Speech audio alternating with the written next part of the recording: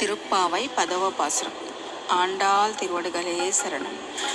நோத்துச்சுவர்க்கம் போகின்ற அம்மனாய் மாத்தமும் தாராரோ வாசல் திருவாதார் நாத்தத்துஜாய் முடி நாராயணன் நம்மால் போத்தப்பறை தரும் புண்ணியனான் பண்டருநாள் கூத்தத்தின் வாய் வீசந்த கும்பகர்ணனும் தோத்து முனக்கே பெருந்தியல் தான் தந்தானோ ஆத்த அனந்தலுடையாய் அருங்கலமே தேத்தமாய் வந்து తిరువేలోర్ ఎంబావాయ్. ఆండాల్ తిరువడిగలే శరణం. పాసురం వివరణ. ఈనాటి గోపిక చాలా ఆభరణ రూపమైన శ్రేష్ఠురాలు. ఈమె కృష్ణునకు చాలా ప్రియురాలు. కృష్ణుడు ఈమె కృష్ణునకై చేసే వ్రతాన్ని చేస్తూ ఉంటాడు. తానే ఈమెను పొందాలని వ్రతాలు చేస్తున్నాడు. ఈమె ధైర్యముతో పడుకున్నది. ఆమె ధైర్యము చూసి బయట ఉన్న గోపికలకు నవ్వు వచ్చింది. ఏమమ్మ, అప్పుడే నీ వ్రతం పూర్తయినట్లుందే, పూర్తయి ఫలమే పొందినట్లున్నావే, నోము నోచి స్వర్గాన్ని పొందినట్లున్నావే. అమ్మ, పోనీ మాట్లాడకపోతే పోయావు, తలుపు తెరవరాదా? తలుపు తెరవవా? స్వామితో నీవు లోపల కూడి ఉన్నావు కనుక మా కంట పడతారని అనుమానం ఉంటే తలుపు తెరవకు, మాట పలకటానికి ఏమి అని కోరుతున్నారు. స్వామి ఉన్నాడని మీకు ఎలా తెలిసింది అని ఆమె శంకిస్తోంది. తెలిసిందమ్మా. ఎలా తెలిసింది? కనబడ్డాడా? లేదు. మరి ఎలా తెలిసింది? స్వామి ధరించే తులసి వాసన వెలుపలికి గుబాలిస్తుందమ్మా. స్వామి లేనిదే వాసన ఎట్లా వస్తుంది? ఆ స్వామి సువాసనలు ప్రసరిస్తున్నాడు. అయితే లోపలికి ఎలా వచ్చాడు తలుపులు వేస్తే? ఆయన పేరేమి? నారాయణుడు కదా. నారాయణుడంటే వినపడే కనపడే సకల పదార్థములలో వ్యాపించి ఉంటాడు కదా. నీ గదిలో ఉండడా? నీ లోపల ఉండడా?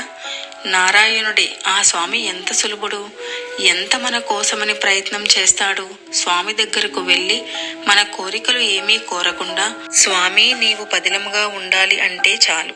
మనకు కావలసిన పురుషార్థాన్ని తానే తెలుసుకుని తానే ఇస్తాడు. అతడే మన పుణ్యం. పూర్వం ఒకనాడు చేయలేదా? ఒకనాడు తన భార్యను అపహరించినటువంటి రావణాసురుని యొక్క సోదరుని వాడు నశించకూడదని, చనిపోకూడదని ఎంత ప్రయత్నం చేసినా వాడు వదలకపోతే, వాని దగ్గరకు వెళ్ళి వాణ్ణి బాగు చేయాలని ప్రయత్నించినా లొంగకపోతే వాడు చిట్ట చివరకు లోపల తనంత తాను వచ్చి మునిగేలా చేశాడు. ఆనాడు స్వామి మహాపురుషుడై లోకమునకంతా ఉపకరించుటకై రాముడై దిగివస్తే రావణ కుంభకర్ణులు ఏమి చేశారు? స్వామి చేతిలో చనిపోయారు. ఎవరో ఒక మహాపురుషుడు చెరువు తవ్విస్తే ఆ చెరువులో దిగి ప్రాణం వదిలినట్లు లోకోపకారమునకై వచ్చిన రామచంద్ర ప్రభువును తానే ఎదిరించి చెరువులో దిగి ప్రాణం వదిలిన ఒక తెలివి తక్కువ వాడి వలె చనిపోయాడు కుంభకర్ణుడు. ఆ కుంభకర్ణుడు చనిపోయేటప్పుడు నీకు అతని నిద్ర ఇచ్చేశాడా ఏమిటమ్మా? ఇంత నిద్రపోతున్నావు?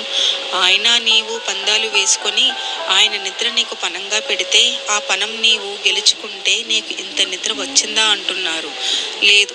ఎంత జాడ్యమమ్మా! ఇంత జాడ్యము కూడదమ్మా. నీవు మా శాఖకే అలంకారము కదా.